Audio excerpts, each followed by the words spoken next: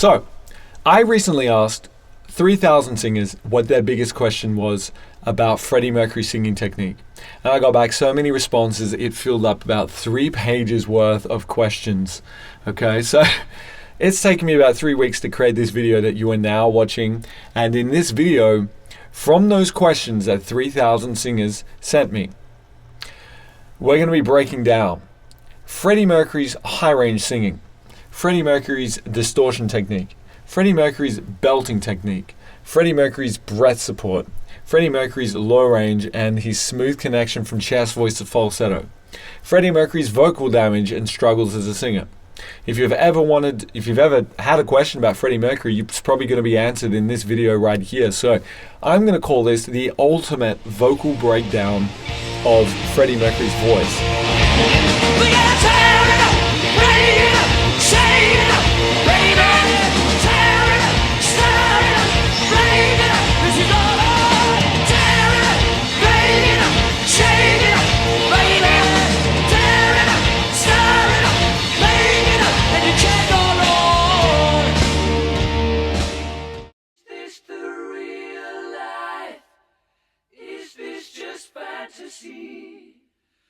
So was Freddie a baritone or a tenor? I believe he was a tenor, and I believe the misconception that he was a baritone stems from people saying that he spoke in the baritone range.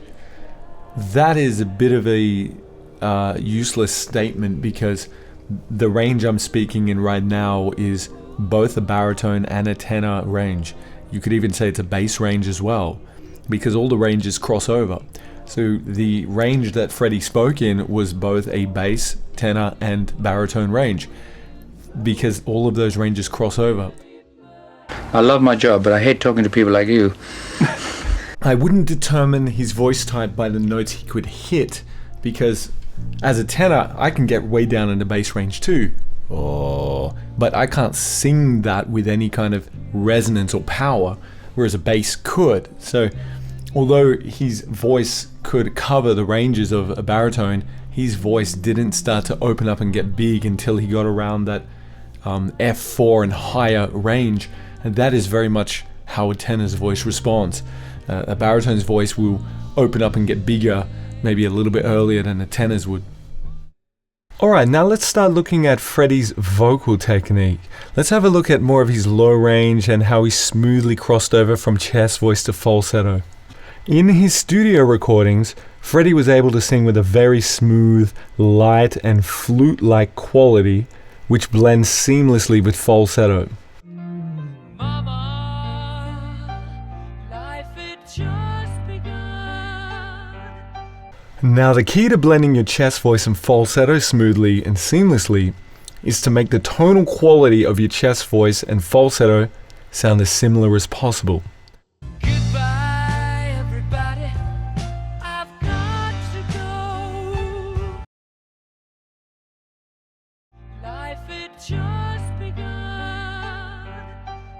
This line is quite tricky because life had just begun. The tendency is to want to go, life had just begun. You see it going like too loud on had, on the had, right? Now the reason why that is because it's on an F4, and that's what the voice wants to do when you go up higher around that area. It wants to get loud. But that doesn't fit in with that softer, mellow quality of the falsetto on the next note. The other alternative we have is to go lighter. Now that doesn't work for me because I'll get this life and just, I get that kind of quality because we're pretty high. We still need some volume. So instead we control the vowel. Life had just begun.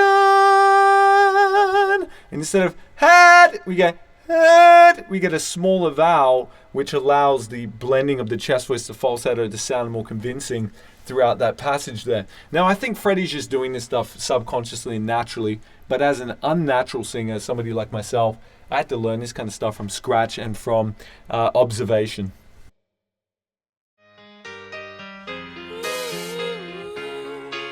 Each morning I get out my dialect, can barely stand on my feet. Take a look at yourself in the mirror and cry. Lord, what you doing to me?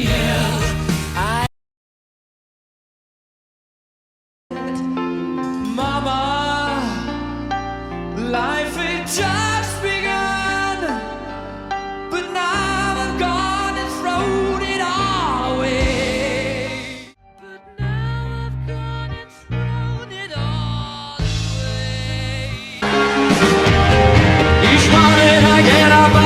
dial. Can't really stand on my feet. Take a look.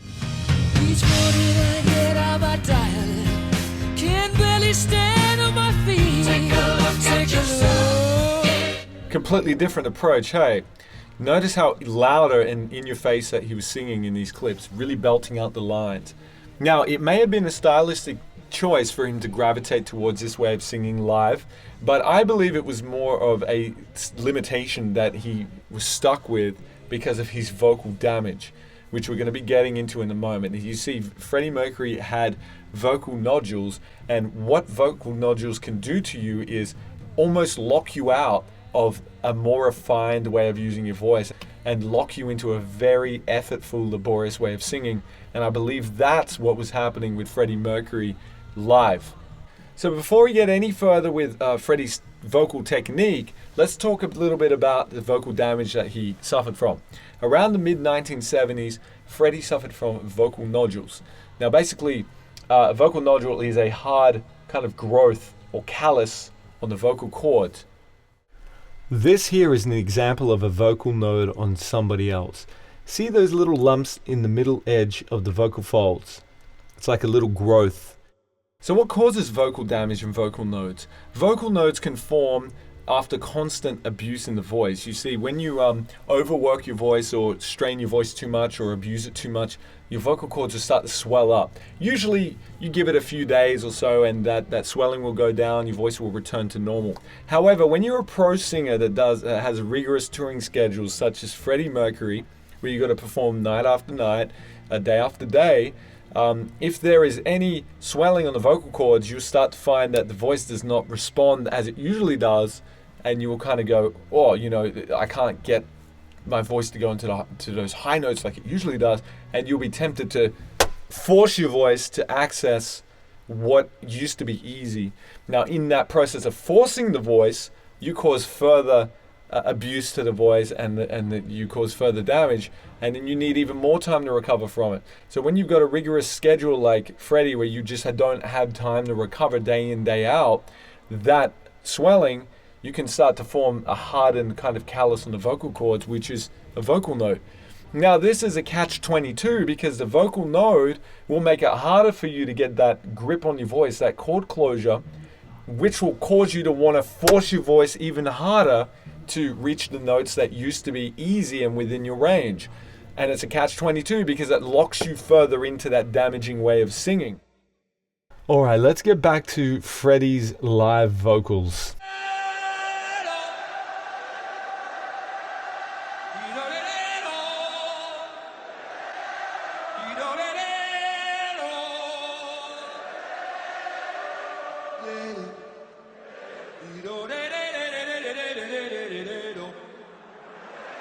Listen again how his low range has a completely different quality, very mellow, flute-like, and gentle.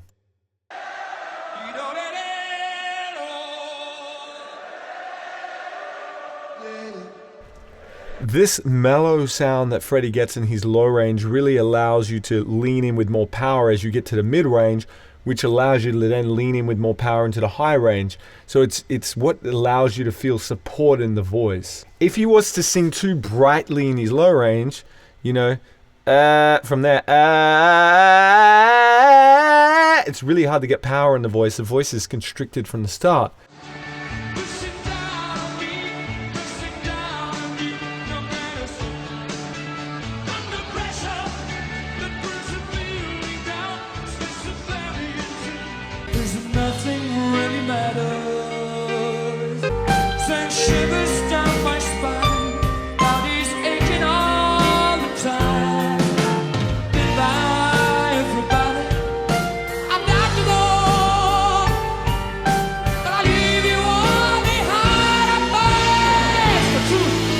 Many people tend to believe Freddie chose to sing like this stylistically, but I believe he was actually limited to singing like this live. He had to sing it this way, otherwise he simply wouldn't make the notes. A lot of gigging singers have a similar problem. For the males, this problem is usually around the second vocal bridge, which lies around the G-sharp 4 to A4 area.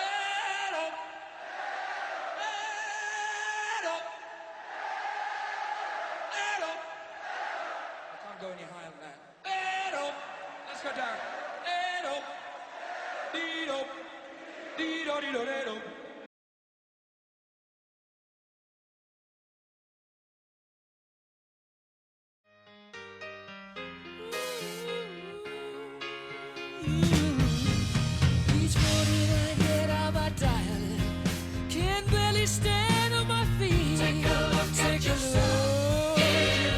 In this studio recording, Freddie is accessing a coordination that he was never able to access live. It is a more refined chest voice coordination. And rather than the chest voice going up and hitting a ceiling and cracking, instead the voice just kind of gets thinner and tapers off, and it can go all the way up, even up into the 5th octave.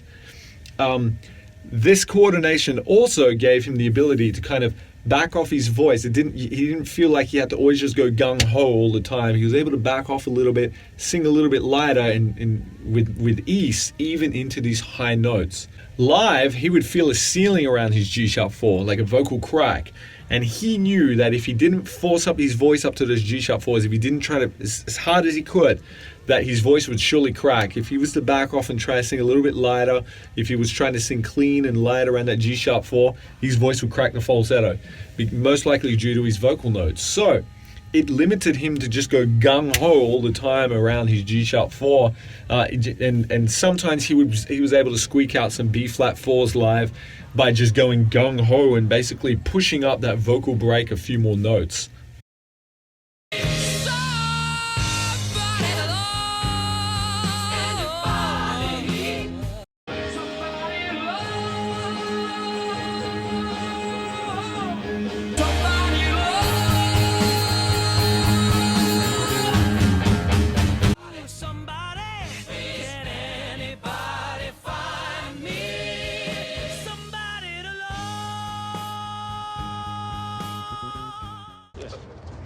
Cup of wine ready.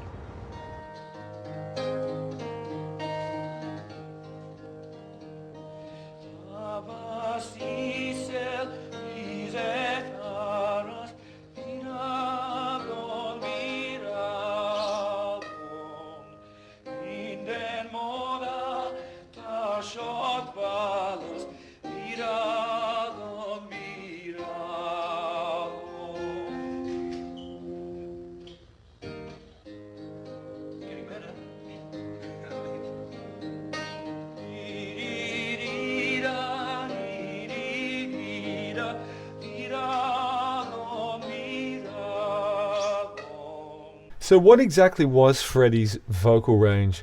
We've already seen how different his voice was in studio recordings compared to live.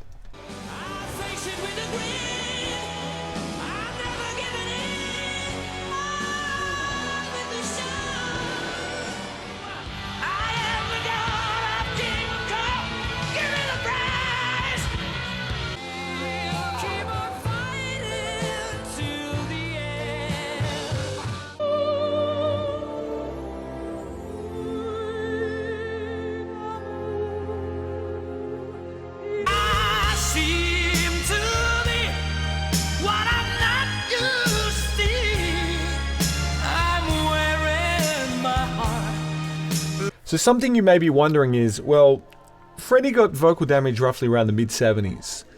And some of these recordings of him singing really high are actually done after he had vocal nodules. So why was he able to sing beyond the G-sharp 4 in studio recordings, but struggled so much with it live? Well, there's a few things to that. First of all, contrary to popular belief, vocal notes can actually be healed through resting.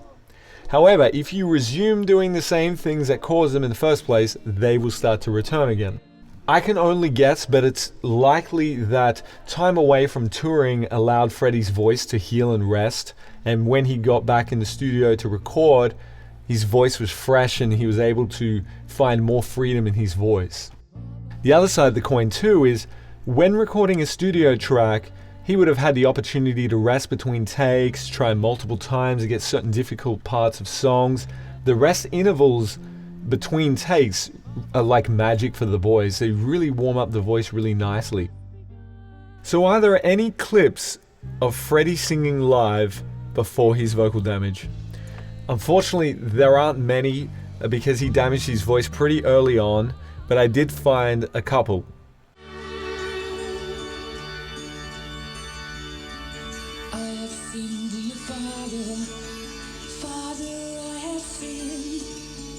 Try and help me, Father. Won't you let me in? Liar!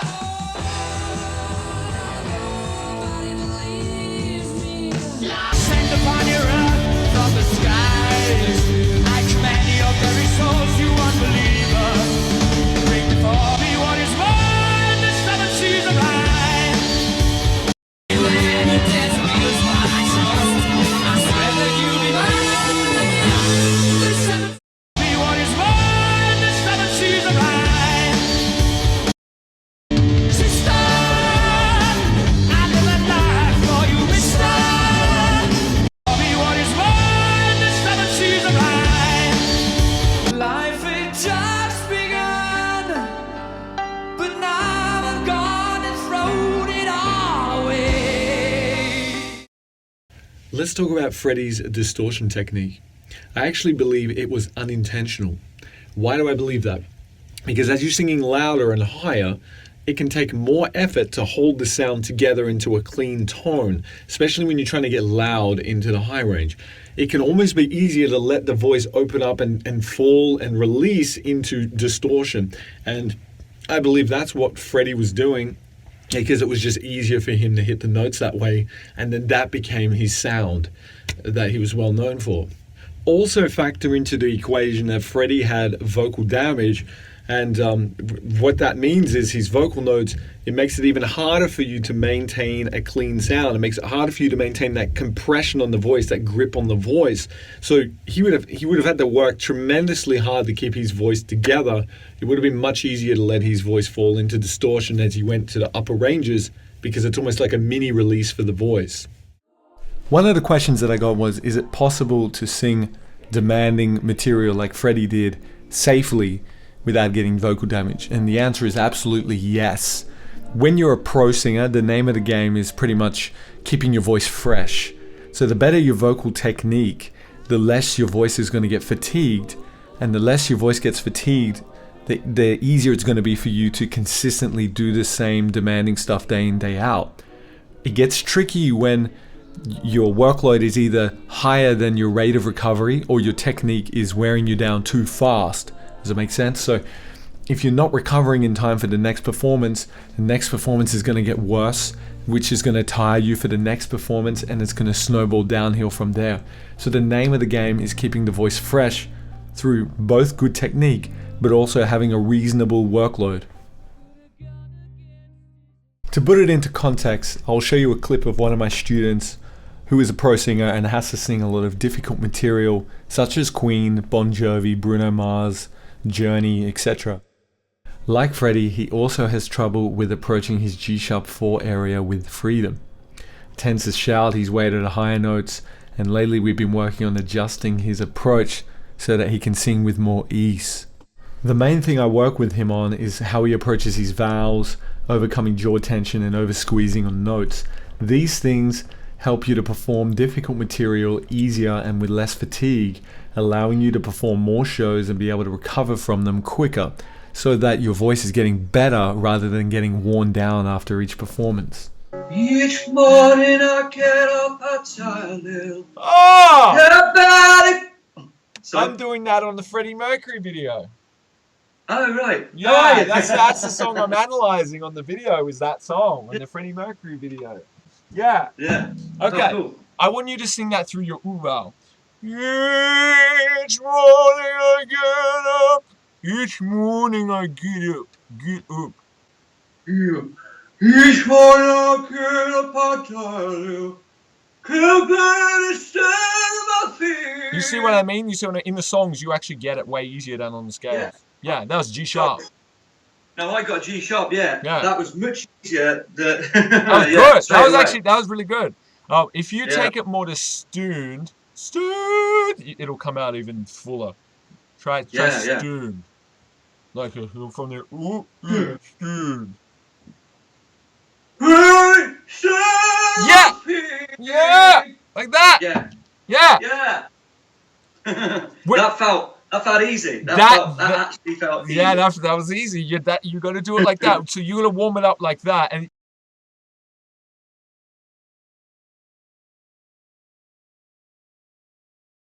from the good.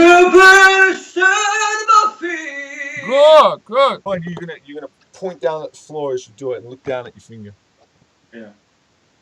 Each morning I get up, I tie. Can't bear to stand my feet. You see the difference when you're looking down? Did you see? It's different, isn't it? Yeah. Because the last one I just did, I was looking up a little bit. So although it sounded okay, I could feel the tension just slightly.